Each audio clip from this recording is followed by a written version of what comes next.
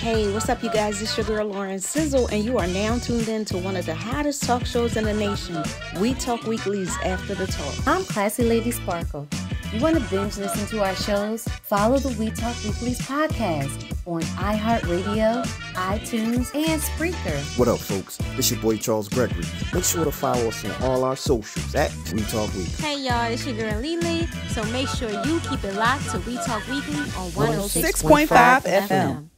This your boy Charles Gregory. We Talk Weeklies After the Talk on WPPMLP Philadelphia. 106.5 FM. We Talk Weeklies After the Talk with your boy Charles Gregory and the beautiful Lauren Sizzle. and my guy Daryl Smith Jr. And we have someone with whom I have a tremendous amount of respect for. So without further ado, you know how we do it. Sizzle, why don't you let us know who do we have today? So we have the multi-talented Mr. Lakay Lonjewel. Did I say that?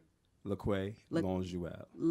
See. I Lonjewel. like how you said it. Lonjewel. You need a dish named after you, my friend. I can't even duplicate that.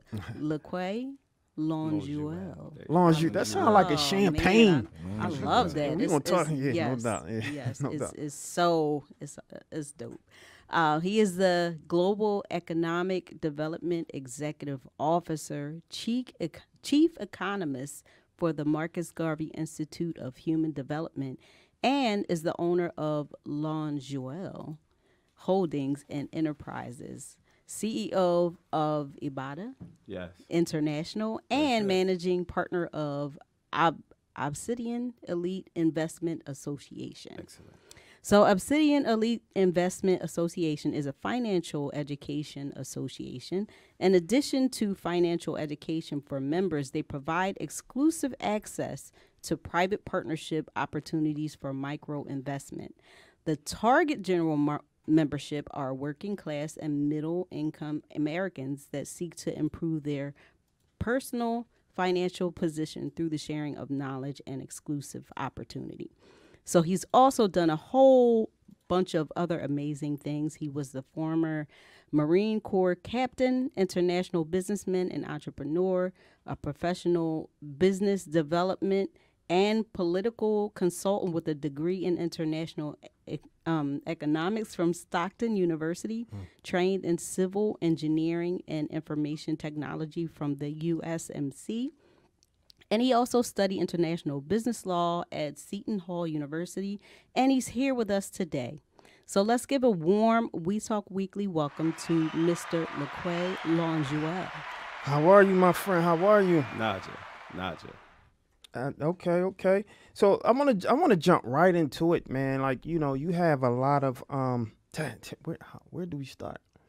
I mean, your CV speaks for itself, right? You have been everywhere doing everything. Yeah, and I left some stuff out because it's extensive. No doubt. So let's talk a little bit let's start from the beginning and you know, your business acumen and your business foundation. Where did that come from to start building and doing some of the things you have been doing by way of business? And then let's talk international, because you're doing some stuff like that also. So quite honestly, my journey did not begin probably as most people might think, where you just went to school, you were very good at something, you learned how to do it, and you just pursued your dreams. My background is a metaphysical spiritualist, and I've been this way since a child. Metaphysical spiritualist. Okay. In layman terms and other traditions, they would call that a shaman. Okay. Yeah. Okay. All right. So, but I'm able to function in civilization and society. Okay. All right. So that gave me a interest in looking at things from a broader view. Mm-hmm. I didn't realize that I had a talent when it came to finance and economics until I went to college. I was debating between political science and economics, and one of my professors one day just said, "What are you doing in that class? You should be in here." And I don't know why. And he pulled me into an economics class, you know, in the beginning when you first go to college, and you just, you know, those classes that everybody has to be in, and you're like falling asleep there, right? And he's going over supply and demand curves and charts and so forth. And I'm going like this, look, nodding out. So he just wants to, embarrass some people, and he calls me and he says, "Well, what do you think is going to happen here to price?" And I said, "Excuse me?" And I looked, supply went down, demand went up, price went up. And then he's like, oh. And then he just goes and just keeps going. It's like this mental spar that takes place. And then at the end of the whole class, it's like, you need to be an economist. And that's kind of how I found my trade. Okay. Most of the things that I'm doing business-wise right now are kind of from a scientific standpoint as to what the and my pension, my focus is the African community. I'm a global African. Yeah. I'm not a Pan-African. I'm not a black nationalist. I'm a global African. Okay. So what does that, before you go forward, explain what that means, right? Global African. Global African. I am not tied to the continent of Africa, nor am I tied to the United States diaspora or the Caribbean or South America or even parts of Asia where you find melanated people. Right. We are all from the same source. Gotcha. And we are all treated with the same negative competition. Yeah. We are the dominant number, we are the dominant force, and we have the dominant resources. What we don't have is the dominant organization, right? In order to create that, you have to create an economy. So when you call a group of people that are organized, that's an economy. Yeah, absolutely. Well, that's the talent, that's what we have to master now. That's what we have to figure out. How do we collaborate without no rivalry? How do we work together within the confines so that everyone eats? And we keep it that way for a very long time. Right. No drama. Keep everything in line. We have this in our historical context. We've done this before as a civilization and as a people. The planet needs us to step forward because whatever's happening on the outside that you can all attest to, right. Yeah, we're going 90 miles an hour into a brick wall. We need to do something different. And if they can't change their minds, we need to change ours. All right. So, because in context, right, I want to make sure that we expound upon the we, right? The we? The we. Because the we may not necessarily be inclusive to others that may be a detriment to us, right? And so when you're saying that we need to make sure that... Family. Okay. Family. Family who? Explain it. Melanated people. There we go. That's family. what I wanted to hear. Okay. Yeah, family. Cool. Right? But understand this. We're moving capital. Right. We're in business. We provide services and products to the world. Right. Other people may be our customers, and they also may be invested with us. What's important is that it is our agenda. Right? And our agenda is the proliferation and continuation of a positive lifestyle for our family. First and foremost. And everyone has the same agenda. Every other person, every other people on this planet have the same agenda. It's nothing outside of the ordinary. We're late to the party. It's hard to disagree with this. It's hard to disagree with that. I think that it's the understanding of what is the same page, right? The same page is health, right, wealth, and the pursuit of happiness. Simple, right? Right? What Simple, are you talking about? Like, yo, you living, you good, we good. That's what it needs to be. Yeah, for sure. You know, that's not a big deal. Yeah. If everybody's eating, all the violence, all that's done. We ain't got no problems. I'd rather have, and this is what we say, this is one of our mottos, I'd rather have 1 million people with $10,000 than one person with $10 billion. Hello. We say that all the time. Yeah, collective economics, absolutely. Before you became who you were, you had people who preceded you. Right. I want you to talk a little bit about those people, right, who shaped you and molded you to be who you are today. Because you come from, if I'm not mistaken, AC, right? From AC. There you go, from AC, right? AC. So you come from AC. I literally just came from AC, from a family event. Shout out to AC, right? I'm gonna shout out to my little cousin Adonis. She made it into med school. You go, girl. Yeah, I wasn't able to see you on your celebration. Much love. Congratulations. I love that. We need more people like that. Yes. And so who you are today, right? I love to give flowers or pay homage to people who actually shape who we are, right? Yeah. But also give the flowers to the people who took that baton and ran with it, right? And now paying it forward, right? So Yeah. I want to start there. The people who molded you, and then who you are essentially not necessarily passing a baton, but at the very least, who are you leaving your legacy? Okay. So I'm just going to do one as far as who shaped me. Okay. and it's combo, so you get 2 for 1. Obviously, it has to be mother, right? Right. It has to be mother. My father and my mother were not together, and she was a teenage mother. So my mother raised me. But within my family, which was a tribe, there were men and women who also helped to raise me. I have multiple mothers, and I have had multiple fathers. So I didn't lack for anything. But there were people in my family that I gravitated towards. And I saw one of them tonight, and I think my Aunt Jack is probably in her 80s, and, you know, her mind is going. And she hadn't seen me. The second she saw me, she just lit up like a light bulb. And she just starts talking about things I did when I was a child. And I remember she went to Senegal, which is where I live now. Right. And that's how I first started learning about Africa, because they would go on these trips in the summers to go to Africa and bring things back and talk about it, and they were part of the movement. So she was one of those people that you just had this intrinsic love for. And whatever she loved, I loved. And that put me on the path to learning my history. My mom reinforced it by, you know, letting me see Eyes on the Prize at a very young age, seeing a lot of documentaries and information. By the time I got to school, I was telling the teacher, "Nah, that ain't right. That's not how it happened." Right. You know, and I stayed that way. Okay. So those are the things that have shaped me. Obviously, the scholars in terms of Dr. John Henry Clark, Ivan Van Sertima, there's people who are still alive, Claude Anderson, you know, Boyce Watkins. There are many leaders that I've read their books, I've met them, and so on and so forth, and they've helped to shape my understanding of our community and what we need to do. And one of the main things that we need to do now as a people is we have to understand that we have to look at a very much strategic international way. We have access to resources in Africa. And I'll say it like this, right? Are you guys are old enough to remember Flintstones? Yeah, absolutely. Okay. So remember, like, we used to do slang where if, like, do you want a little piece, or do you want a big piece, or do you want a Fred Flintstone piece, right? Right? So we're chasing the bag here in America. And when I say we, all generations, that dollar's up here like this, and we going like that, and we just keep doing like that. And then when we got it, we don't even know what to really even do with it. Right. It's almost like it's a magical thing, how other people have money. But it's not.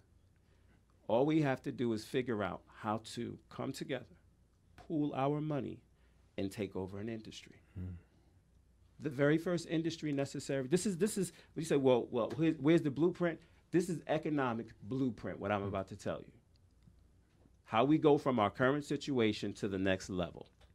We have to feed ourselves, and I'm sorry that it sounds so simple, but everything that you ate today, I'm pretty sure you don't know from what hand it went to this one, to this one, and I could guarantee you there was very few of those hands that were black. I would probably agree with you, probably 75%. Okay. Only because now, especially as it relates to We Talk Weekly, it's the reason why you're here. We're very intentional with our people, right? And making sure that we support our people and the things that they're doing, right? Very and so good. if you're growing, I want some of that fruit that you're growing. You're a black farmer. Understood. I want to know because I want a piece of that, right? I drink this new mushroom coffee, right? Okay. Yeah. Made by What's that? Rise? Right. Yes. Black man, right? And so for me, we're very intentional with that. However, I get your point, because a lot of times we don't know. We just buy.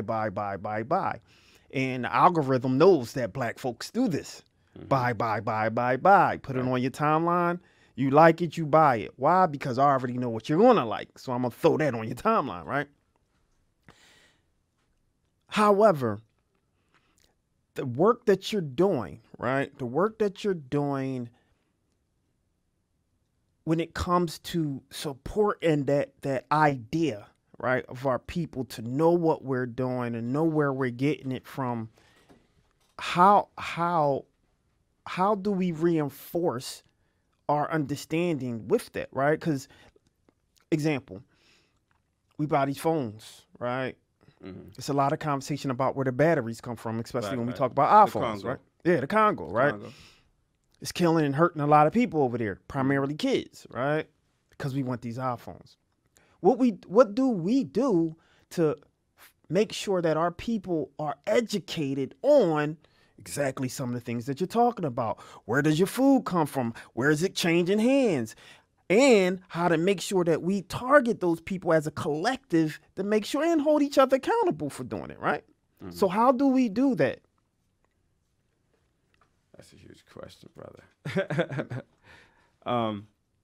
Let's just talk about the Congo for a second. There we go. And focus, right? The Congo is a real-life existing penal colony and enslavement colony. It's been that way for 50 years now. The only reason why this is, are we ready to do anything about it? Let me ask you that question. Are we ready to do something really about it? Is that a rhetorical question or are you asking me? No, because what it would really take to stop that Right. is political pressure, breaking things, Right. breaking things. Got you. This is going to stop, and then you put money for it, and then you go and you make it stop, right? There are executive teams that are able to go in there and bring peace. You've got UN, you've got many people from the cabal that are there protecting their interests. That part. Right? And unless you're ready to have that fight, and we're not ready to have that Yeah. fight, we have to keep it moving and build strength. Right. And that's just the reality. How we got into this situation is not being militarily ready. Right. Yeah. So now what's important for us to do is to be economically ready. I'm gonna read this quote. I have opened a pharmaceutical extract company there with the focus on extracting various plants extracts for therapeutic and medicinal purposes. Let's talk a little bit about Ibadah International. That's right, about International. That's your company, right? Yes, it is. So let's talk a little bit about that and the why behind creating something like that, and how can we find out more about that and support, and what is your end goal with that? So Ibadah International is a separate project. It is also part of the Obsidian Elite family. It is one of the micro investments that was able to raise money directly from the membership. So that is a farm in Senegal, West Africa, in Chess region, right outside in a place called Mangite Tukulor. Okay, that's the village nearby, and that's where our land is. So you really have to kind of like go up into the bush, and the only way for you to really see it is from satellite to look down at it. We have hemp and saffron as the major products that we intend on producing there. Interesting. Yeah. We can do roughly 3,000 kilograms of CBD distillate every 2 months in production. I don't know. If you do the math real quick, with the current price, because the price has fluctuated, we could probably do somewhere around 1.5 every 2 months, roughly. That's pretty good. Yeah. That company has great, a group of actually. people who are invested directly, but that investment has been closed. We now have open investment specifically from Emerald Elite Acquisitions, which is our holding company, which is a part of Obsidian, which is owned by the membership. So the idea here is members of Obsidian Elite Investment Association are invited to involve themselves in a preliminary first step investment for them to kind of like test the waters. We do that as a twofold benefit for the purpose of our agenda, which is we need to raise at least $3 billion. $3 billion will get us a separate supply chain specifically focused on agriculture that we'd be able to circulate between West Africa, Southern Africa, the Caribbean, South America, and the United States. And then that would give us a circle of money because we'd be circulating internationally. And if we follow the plans that we intend on doing here in the U.S. as well, we need to increase circulation, our circulation rate. So if you can imagine, any community should not have anything greater than 20% external capital flight, where money is leaving their community. Imagine you had 80%, like you lost 20% of your blood You're about to go into shock. Yeah. You know, you're having seizures. This is our community. This is what our community is. And we're not even at 80%. We're losing 99% of all money coming into our community.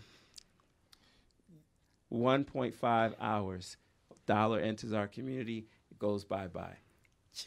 That's how bad we're hemorrhaging and bleeding. And we've been doing it for years, and we think it's normal. This is an acute misunderstanding of economy that our community has on all levels. We don't need to be figuring out how we can be like the Federal Reserve and create this of our own. We need to be designing a new system that works to our benefit, that works with our culture, according to our rules. We have the resources. What are we waiting for? How much do we spend on food, cosmetics, hair care, et cetera, all of that? Roughly $400 billion.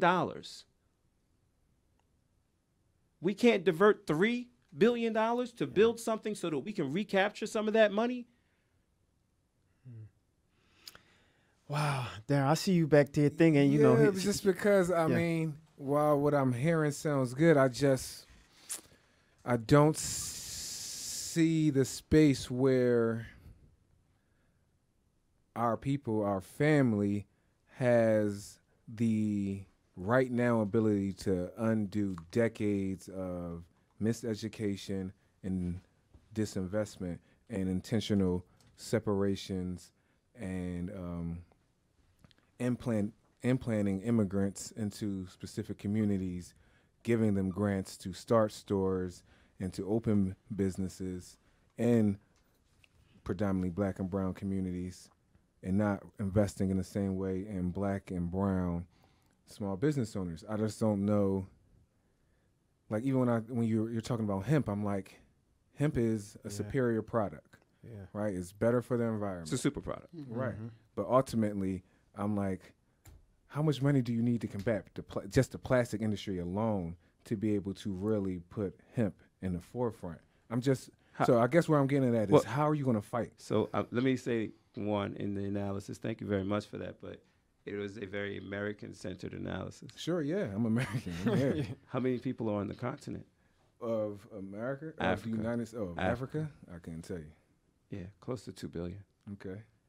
But 2 billion, 2 billion, a continent that is segregated. It has borders, but they just took down all of the trade barriers. Inter-African trade is now free. Okay. We have a unique political opportunity, brother. Okay. We have a unique position because we're flush with capital, whether we realize it or not. We're fat. We have capital out the yin. We don't know how to invest it. We don't know where to invest it. We don't know how to move it. We're not savvy. If we was basketball, we doing all like that. That's my point. We don't have. So how? No, not that we don't have. We're talking expertise. We're talking expertise. Okay. I'm not talking we don't have the means. Right. I'm saying the expertise. Right. We're floundering the means. We're spending it. We're sending it out, but we're spending it. We're not cultivating it because we don't know how to cultivate it. Sure. Okay? As a group, many individuals do. What we have to look at now, like I said with the analogy for him, we have an opportunity to take the capital that we have and Fred Flintstone it in Africa to give us greater influence and power to dictate in our environments here. And we have the ability to reap a reward in ROI as the primary financiers and funders of it. Okay. It's solid. So I guess where I'm getting at is, how do you get people on board? How do we re-educate? How many? Re-educate is just a process. You start, and whenever you finish, you finish. How do we get people on board? How many? How many people? Yeah, how many we need? We need at least 500,000. Thank you. There's little girls that I know that are on TikTok, Instagram, and they got 2 million followers, and they're not doing nothing but da-da-da-da-da. I have quite a few celebrities that are with us. We have a block of companies in New Jersey that we're going to be supporting. I don't want to say any of the celebrities' names, but since I've been back to the United States, I've been doing deals, right? What we just did in South Africa is unheard of. We are to my knowledge, now I can be wrong, But somebody hit me back after I said it before. I might be the first African American diasporan to do a treaty with an African king. Okay. The cousins of the Zulu, the Bakalakoi. They have entrusted us to develop 6,000 hectares of land over the next 15 years at a reasonable split between us. And then after that, it flip-flops, and where they become the majority partner. And we train the people how to run the industry. And we're still partners in perpetuity. Oh, okay. Can you please let everybody know what in perpetuity means? Yeah. Forever. That's right. Generation to terms and generation. agreements. So, you know, I have, like you guys said, I've been everywhere. Yeah. I've been preparing to do this. I was raised to do this, what I'm doing. I'm just stepping into what my purpose is. And my purpose is, my purpose is for you, right? And, you know, we have to get to a point where we're not afraid to trust one another and to take a chance. See, what we're asking for is a little, like a diabetes prick of an investment. One time. Just make sure you have a unit. Make sure you're a prime member in Obsidian Elite and you're a prime member in Emerald. We'll get the $3 billion and I guarantee you, we would have done a sea change in the economic community. Because how did they do that? Black people did that. I don't care how politically correct it sounds, they're going to say that, and they're probably going to say other words as well. Yeah. So, Daryl, did you want to follow that up? Because it looks like you do because I want you to be able to. Because I don't want to just get into, I don't want to seem negative because that's not where my mind is. Yeah. I'm just more of, not hopeless, absolutely not. I just wanted to hear more about, I can talk about my peer group, right? I can talk about my generation, and I can talk about my elders. But what I see in some of the youth, they don't see the same we that we're talking about. Yeah. They don't see the same family that we're talking about. They don't. So I'm wondering how it could transfer. Like, I'm hearing this singing the song in my ear. I'm already on the website, right? But 25 and younger, 24, 22 and younger, when I interact with them, they want money now, and not for the purpose of building a greater community, because they don't see community in the same way. Their struggles are not the same struggles. So I'm just trying to get something, I guess, out of you that the youth could hear that would make, or how we could bring the youth into it, because that's where the money is. Yeah, that's where the energy is. Yep. Well, the youth, I'm not sure if the youth that you're talking about is the youth I'm about to speak on, but sure. I will. If it isn't, then I'll address that as well. But one thing we did talk about today, right, Dwayne, we talked about the college campuses. And we have a weekly meeting every Saturday. We talked about the college campuses. And I just had an appearance at Stockton University, which is my alma mater, and it was wonderful. And I had all of these young people sending me their resumes. And I'm like, oh, man, I could definitely use that talent, for real. Because it's not easy to find people that are in a professional arena these days that aren't going to charge you like this. Sure. You know what I mean? And you can't really, that means I need more capital. You understand? It makes you have to do that, and I definitely need the services. So if you do this, then I can get to that. It's changed since the last deal we just did, but that's really the down and dirty of how you kind of build the company and what you have to go through. So in my opinion, the youth that you are referring to would be like just a regular everyday. My son is one of those. He's what now, 33? My middle child is 24, and I got a 3-year-old. I'm sorry, brother. You just said you got a 33-year-old son? I'm 52. I don't want to put that number on you, brother. Yeah, I'm 52. Yeah, because when you said 33, yeah, I'm 52. Okay, good for you. Yeah, thank you. So I want to jump back into real quick because you're talking about investments, right? And you're talking about our people. So how can somebody, because you're saying what's the call, right? We can't necessarily do calls or actions here, right? But what would be the marching orders for someone to say, okay, well, you're saying X, Y, and Z. How do I participate, or how do I get more information? How would that happen? Go to obsidianelite.org. Okay. Just be and how do I participate? Become a member. Membership is free. Right? We have a Wealth Academy in which we are going to teach financial education on various levels, the same way you heard me speaking just now, but in a very, very detailed fashion. We need to have a real pure understanding of what this is, and not someone else's perspective, the perspective that makes sense for what we need to do. Right? So we have to be very frank and honest with one another. If this is not one of those kind of financial literacy education things where we focus on taxation tricks and little, secret this and secret, that's not us. We're macroeconomics. We're group economics. Okay. This is what preserves the environment in which we live. If we continue to pursue an individualistic viewpoint, we're going to wither and die and continue to do so.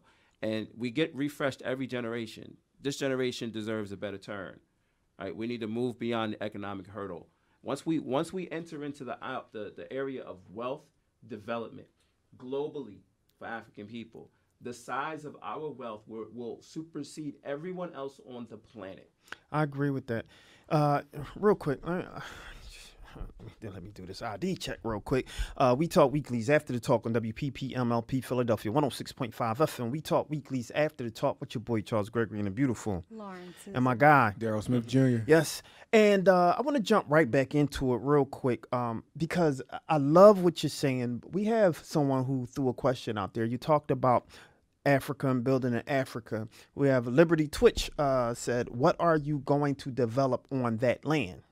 Which is a great question. On the 24 acres or the 15,000, which one? He didn't. South Africa? Yeah, I think South African land. Yeah. Yeah. So This is somebody that's watching live. Yeah. They just no problem. Yeah. So we have 6,000 hectares for the Health and Wellness Master Plan. That is the name of the treaty that we signed. We have 5,000 hectares that are specifically for other agricultural products, and then 1,000 hectares that is dedicated specifically towards cannabis. Because of the returns that we would be able to generate, we have 10 million square meters of production that we can do on that 1,000 hectares, right? That's minimum 7.5 billion in revenue. That's a global supply chain. Right. We would be able to supply for the whole planet. Well, what we're going to do, we ran out of time that quick, but what we're going to do, we're going to have you back on because we need to talk a little bit more because I want to get into hemp. A lot of people don't know about hemp too much, but I want to get into hemp and just how great it is for the environment. But also what you're talking about, we have over now, our audit says that we have over 2 million viewers, that's paying attention to us, right? That we have access to on our Facebook. That's outside of YouTube and the radio and all that. And on the radio, we have over 250,000 households that we reach out to, in addition to Comcast and Verizon, right? And so when we talk about our outreach and talking to the community, I think it's very important that we galvanize people who look like us and support people who look like us. Absolutely. We have a young lady that's about to come on that has a dynamic product. We can't do calls to action here, but her product is amazing. And I don't say that lightly because I'm very critical, but when someone has a unique product that's coming from our people, we need to get on and support it, right? Absolutely. So if what you're doing is something that's going to benefit our people, that's something that we need to get out and support. And so what we'll do is we'll have Sheila. I know you're flying, you're global, right? All of Africa and going around, but the next time you're in Philadelphia, we have to find another time that you can come back and talk more, because I think what happens, which I always sit on, my soapbox as it relates to, they say that I preach a lot, and I do when it comes to our people, but I think why the arts are so important in platforms like us is because I can almost guarantee you wouldn't be able to have the context and the platform that you're having right now on our show on any other legacy outlet. And the reason for that is because they have their own kind of like initiatives and agendas for that. when I talk about how we support our people, we need platforms like ours, which are within the arts, to be able to give platforms to you to talk to the community, to have access, and to make sure that our people know what they should be doing. Right. Or at the very least, other options. That's right. It's You the always need options. options, right? Lord, gotta have options. Gotta have options, right? And I Yes. think that's the thing. We may have access to options, but we don't know that we have the options. And I think that's where we fallen short with. And when it sometimes comes to those that. options can come from us, Yeah. not somebody else. Yeah, there you go. But that's what I'm saying. God bless the child, got his own. There right? you go. But if we don't know, we can't support those options, right? Understood. And so that said, I'd like to thank you for coming out. How can they get in contact with you and know more about you for right now? And thanks for coming out, my brother. Yeah. So definitely go to www.obsidianelite, OBSIDIAN elite.org, or you can go to Laquay Longewell, at Laquay Longewell on IG, or at Obsidian Elite on IG. And that leads you to every other thing that we have, whether it be on LinkedIn, Facebook, or whatever. Yeah, fantastic. Real quick. I just want you to talk a little bit about hemp. Just so people can kind of just talk a little bit about hemp real quick. All right, so hemp is the primary product that was used for the past 12,000 years for clothing and other things that are built in the community. We've had this plant with us for millennia. It became the subject of the war on drugs with Harvey Anslinger, who just made all cannabis illegal. Up until that time, clothes was made out of hemp. Right. The original car was meant to be made out of actually hemp, and as well as the fuel that was going to fuel it.